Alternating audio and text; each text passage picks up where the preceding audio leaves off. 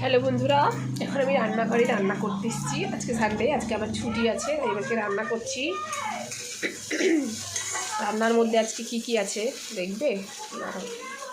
ও কী করে দেখাই, দেখানো তো যাবে না।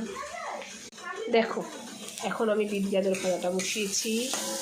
এখানে জল বসিয়েছি, মুগ ডাল হবে, ভেজ ডাল হবে, তারপরে হবে আমুদি মাছ। সবজিগুলো আমি সব কেটে রেখেছি, আমার ঘর পুরো ছড়ানো। এখন আমি রান্নাবান্না করব। আমার ছেলে কোথায় যেন যাচ্ছে। শান্টু, তুমি কোথায় যাচ্ছ? কার সাথে? কি আনতে? হ্যাঁ, কি আনতে যাচ্ছ? আমার জন্য একটা ক্যান্ডি আনবে তো? স্বামীকে পয়সা চাও স্বামীর কাছে। এটা হচ্ছে আমাদের ঠাকুর মন্দির। এখন আমার শাশুড়ি মা ঠাকুর পুজো দেবে, ওই যে আমার শাশুড়ি মা